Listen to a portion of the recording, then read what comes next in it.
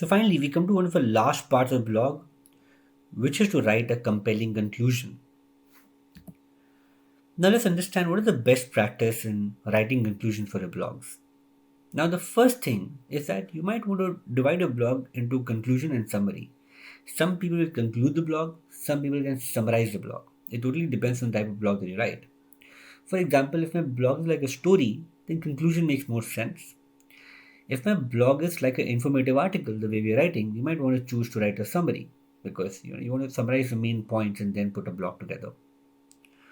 So over here, the idea is that you need to reiterate the main points when you start writing conclusion. You summarize the key arguments, insights, information of your blogs. Number two, you kind of reinstate the purpose of your blog, which means you remind readers about the purpose or the main goal of your article. And this is very, very important because you want to always reiterate the main point among people's mind to kind of get it up and running, right? So reinstating purpose is extremely critical. Third one being is you need to provide closure, which means that there has to be a there has to be an end to a particular argument. Suppose if you are writing an opinion blog, then you can't just leave people hanging without giving your opinion on it or you giving your conclusion on it. So it's very important to reinforce the important topic and do not have any loose ends. Do not get people to feel they wasted their time by reading something and it not even have a conclusion at the end of the day. Finally, you need to also have a call to action.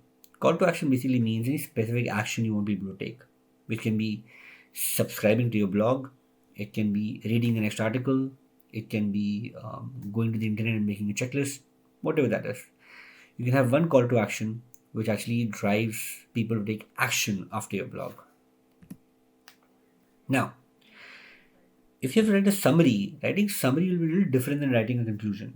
So in summary, you need to give a very brief recap, summarizing the main points people read about. Also, highlight any key takeaway, some lesson that they want to take back with themselves when they go ahead and you know finish the blog.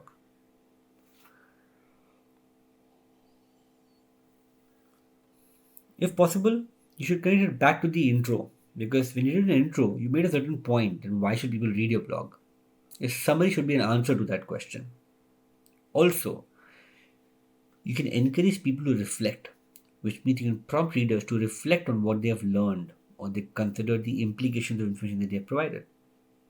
And most importantly, have a closing statement, have a memorable tagline, catchy line, which people remember and they have a lasting impression with. So, these are some of the best practices used in conclusion and summaries.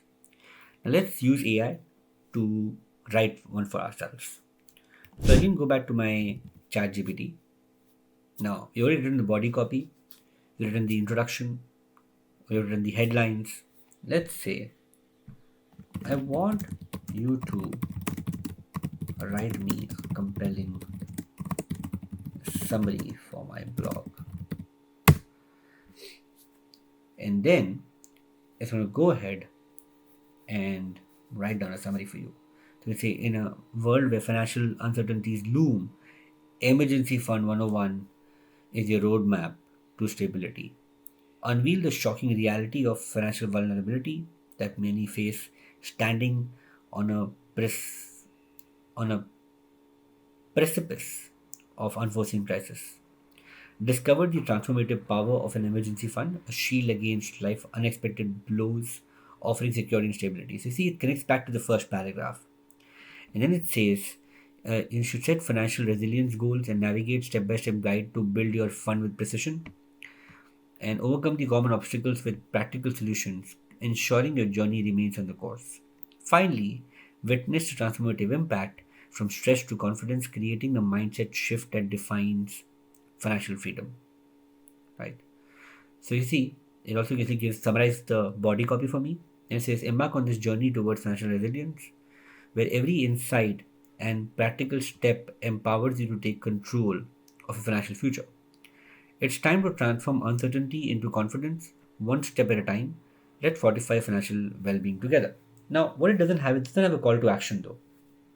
But suppose I'm not happy with this paragraph. I want to regenerate the paragraph. I can simply say, can you make the summary a little precise and also compelling with a call to action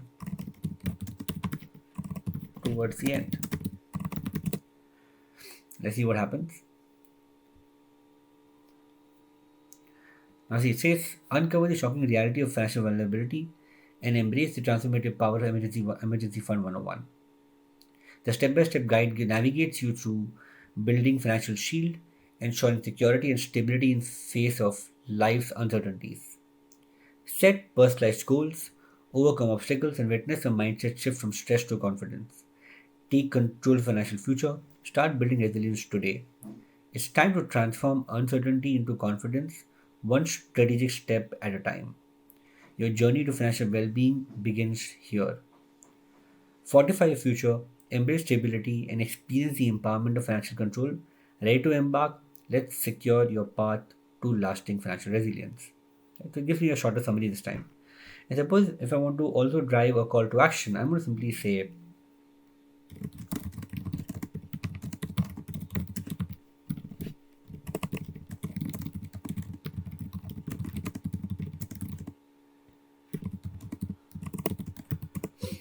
so I'm giving instructions saying, okay, let's have a guide. Let's ask you to fill it up. So now I'm going to write the entire paragraph one more time, and it's going to say, ready to take control of financial future? Download our guide and fill in the blanks. Transform uncertainty into confidence, one strategic step at a time, right? In the same paragraph. So you can customize last paragraph the way you want to do it.